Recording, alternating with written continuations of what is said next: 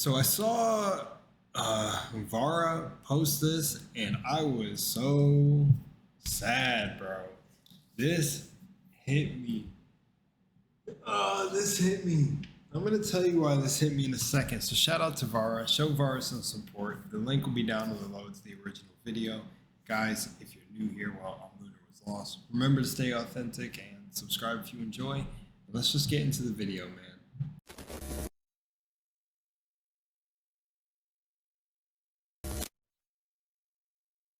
Okay, so where this hits for me personally is I reacted to the Flintlock trailer. You could probably find my original video. It's buried somewhere around there. I thought it was fire. I thought it looks fire. Again, with all the games that I said looks fire that were coming out, and maybe I'll be optimistic and maybe they won't be that bad. I have not bought any of them. Flintlock is still coming out, but even with Dragon's Dogma, like, I still waited to see what was said and what was being said, because I'm definitely for people voting with their wallet better with all this stuff going on. But also I'm on the side of certain things are getting a little extreme. But when I saw Flintlock Siege of Dawn thrown in this, it hit me because I actually was reached out to by, I think I don't know if he was the lead environmental designer. I haven't heard from him. I tried to get a video, tried to get like a little interview or video with him. And I was like, no, bro, like, I'm hearing this about this game. I didn't even think it was, I didn't think it would have ended up being affected. And I didn't even think the main character was like some sort of woke thing. I don't even like using these terms, bro. Like woke isn't even what woke is anymore, or what it originally was. Woke was like based. We got to start using based now instead of woke. Do not ruin based. But anyways, here's Vara's video. Let's get into it. Man, this sucks, dude. Like the environmental designer said, I think the devs in them watched my video or were appreciative, or he was personally, because I like the environment. So you know what I'll say? The environments can't be woke, man. When I fucking playing Flintlock Siege of Dawn in goddamn the slums of New York City, and that's a cultural statement. Look. Let's just watch. Let me see what's up. I seen this pop up and said, there's no way I ignore this video. Just a few days ago, we saw the Kepler Interactive Senior Operations and Growth Manager absolutely melt down on social media because Flintlock, the Siege of Dawn, was added to the Sweet Baby Inc. boycott list, but it was added to the list, dude. It can't be, okay, what if there are certain degrees of it? What if there are certain degrees? No. What if there are certain degrees? What if Sweet Baby didn't not Flintlock, man. I just feel because, the environmental designer and us shared a moment, man. That was close to my heart, not them. I thought they were coming out with a based game, dude. And don't get me wrong, like I like the design. I think the design of the main character is fine. I think they finally did like a different hairstyle and she looked cool. I didn't even see anything wrong with it, man. Oh man. All right. But there has been a hilarious turn of events. I have a few things to show off, but before we get into the topic, if you enjoy the content I create, check out the links in the description, follow me on social media, and consider supporting through Patreon or through YouTube memberships. Now, I have to say this real quick. I respect all the gaming news channels, like a lot of them, the ones who are writing for at least truth and better choices for consumers, everything around that, because that's the same thing I'm for. I feel like you should get what you pay for. But dude, these channels have me so weak. And don't get me wrong, I respect Vara and all of them. Dude, they hop on stories as quick as hell, bro. Oh man, I was gonna make this joke in this video and say it's like me with reaction videos when a new game trailer comes out, man. I just hit every game. But I'm so interested in gaming, it's natural. So it's not like I'm just trying to hop on, trying to see what works. It's like I just want to check out all new games. But Man, it's funny. I know not all these news channels, just like reactors, are covering this news because they want to. Actually cover this in another video. It will be linked down below, but there's been a hilarious turn of events, and I wanted to quickly reference that Park Place article to show you guys the initial situation. It says Lisa Kane, the senior operations and growth manager for Kepler Interactive, the video game developer publishing the upcoming Flintlock: The Siege of Dawn, shared her rage to social media after the game was added to the Sweet Baby Inc. boycott list. There are tons of developers who are realizing the power of Sweet Baby Inc. detected and of educated consumers. I've said this a dozen times, but when you are an educated consumer, they will fear you because they know you will not purchase the trash that they're releasing, that you actually research the products that you are buying, and that is not what they want. They want mindless consumers to just shut up, purchase a product, and move to the next. And that's not happening anymore. And so when they see their games being added to this Sweet Baby Inc. list that, yes, is the basis for If the next Dragon Age gets added to this list, I'm playing all the games that are based. I gotta see. The thing is with Dragon Age, I still have to play it to see for myself. At least the games that I like Borderlands 3 went down. And then I played Tiny Tina's Wonderlands because I liked the franchise. It was fun. I had a fun experience, but I could definitely see where all of this stuff going on has affected the games. So I will get something like Dragon Age, but Flintlock's new, and I don't know. We'll have to see. But like Dragon Age, I'm gonna get. But if Dragon Age gets added to the list, it's just gonna be sad. a lot of games. See, but that's why this is why I haven't stayed. Well, even before these games were getting mixed, this is why I tell you to stay emotionally disconnected from these things because they will get a rise out of you. You better just keep the bar low, keep your expectations low. Games that people are going to boycott, they freak out because they do realize now that they are added to this list, there are over 300,000 people who have followed that list who will be watching it and who will ultimately decide not to purchase this game because of the changes that Sweet Baby Inc. made, or just because Sweet Baby Inc. was involved in its development process. And something like Flintlock, we've heard a lot of questionable things about, like before they brought in basically a diversity manager and before they brought Sweet Baby Inc. in, there was actually a white lead, and they went in, they made the lead black, they changed a lot of the dialogue. They changed so what I was reacting to wasn't even the first. Flintlock was a good project with lots of potential. I used to work there. They just made a lot of changes. This is a tweet from Mark Kern. Did you know the protagonist of Flintlock used to be white? When COO and casting director Andrea Tops joined the studio, her first actions were to change the character to hire Sweet Baby Inc. and change the main character to a person of color. This marked the beginnings of the problems with the game and studio.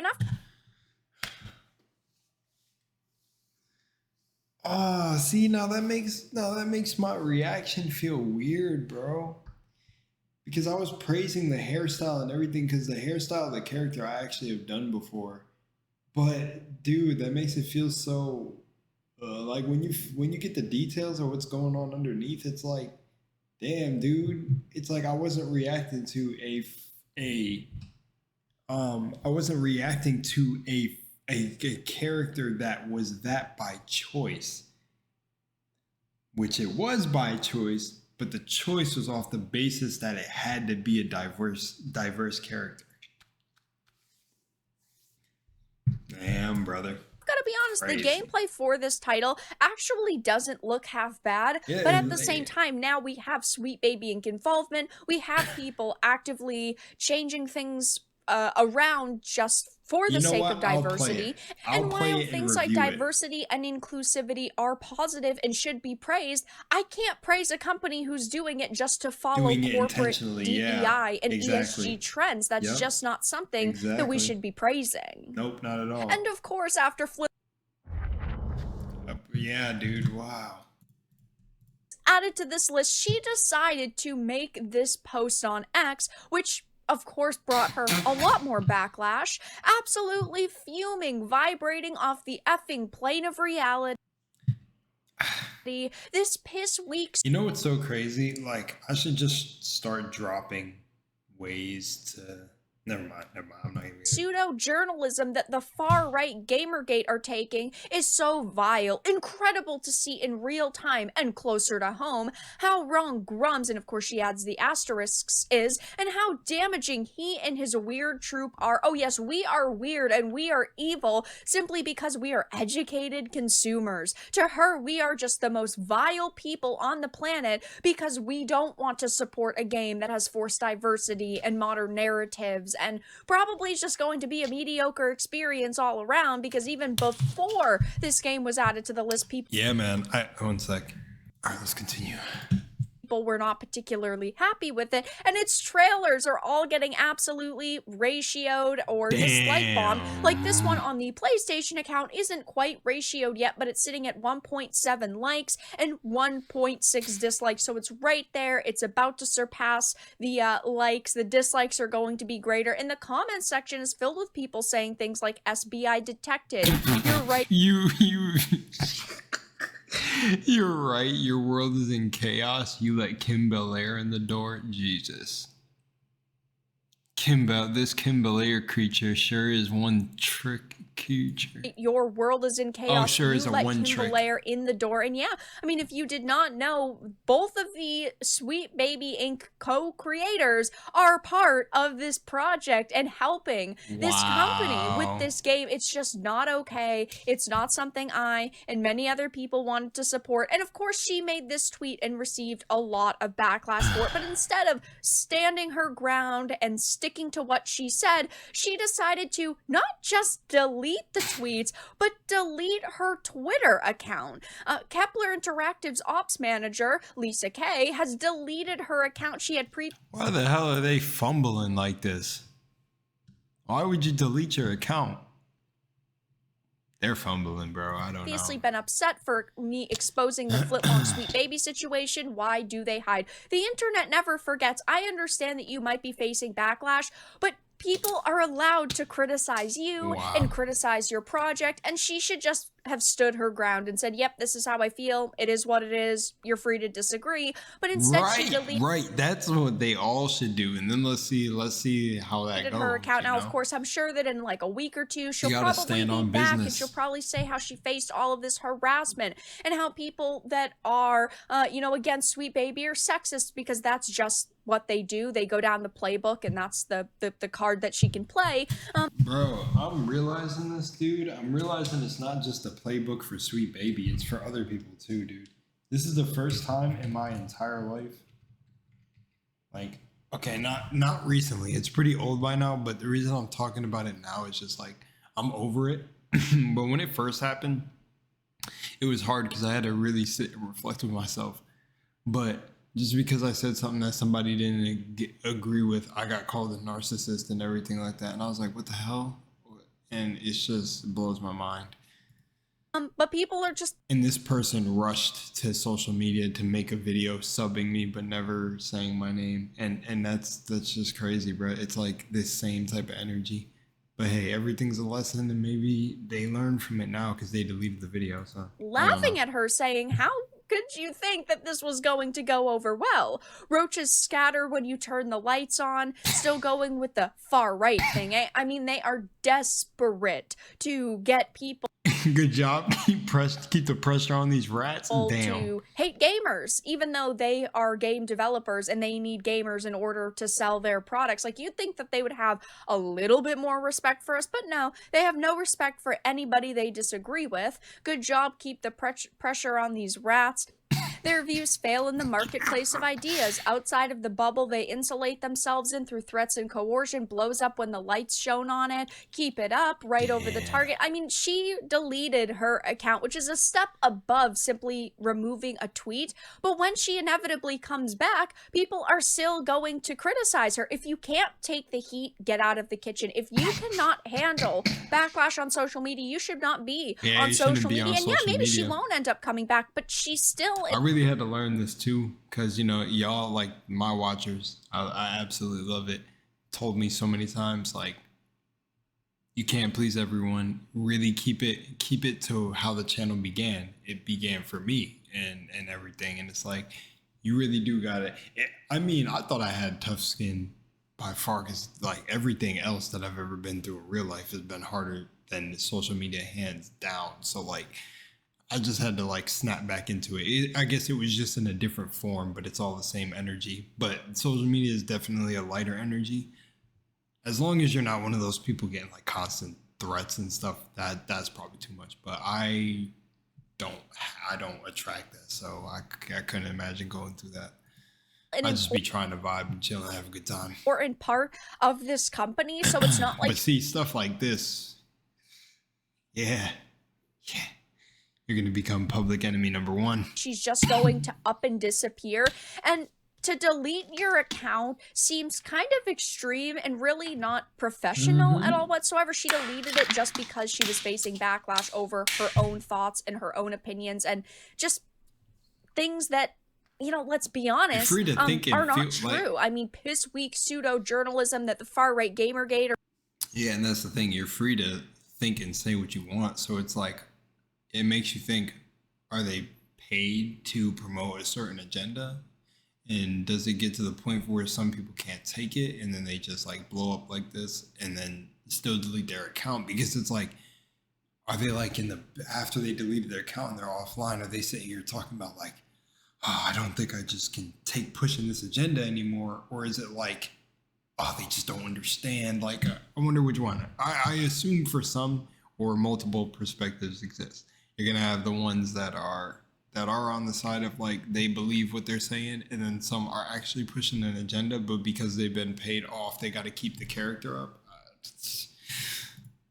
They're taking is so vile. That's just vile to say, because none of that is true at all whatsoever. And it will be interesting to see if she ends up returning, if she tries to, you know, say people were harassing her, because that's what a lot of these journalists and developers are doing right now, is they're making controversial posts on social media. They either private their account or they lock their tweet threads, and then of course they make a statement saying that they were harassed and how awful people are. So it will be interesting to see if she ends up doing that. But at this point in time, she faced so much backlash and so much criticism that she decided to remove her account from the platform.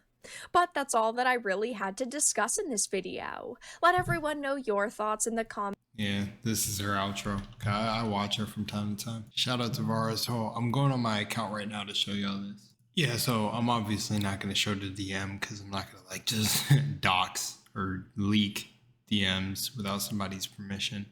Just, you know, because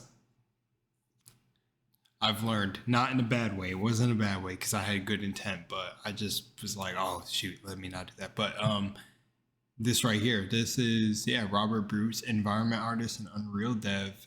And yeah, he follows me. He's cool. And this was Flintlock, you know? I think his bio, I thought his bio said he was the lead environment designer. But yeah, and that hits. That's really crazy. That hits. I was like, damn, dude. Like, I don't know. I don't know, man. Maybe Flintlock is still gonna be good. Maybe just ignore the writing. Maybe like, you know, cause see, this is how I feel. Certain aspects of the game can carry it, right? So I'm not too like, this is in the dumps. Like, I don't believe that. I don't believe that it's just over and that's it. We should just say like it's gonna be completely trash. Because like, you know how Saints Row was affected by everything? Saints Row, the following game though, was complete utter shit. And Flintlock doesn't look like that. Still looks like a beautiful game. Still looks like the combat will be fun. So honestly, you're just gonna have to turn your ear off to the to some of the dialogue, because Borderlands 3 was still fun to me, but I seen where the dialogue was becoming modernized. So yeah, well, shout out to Vara, and with that, hope you enjoyed, and yeah, see you on the next one. Peace. Much love and Moonlight.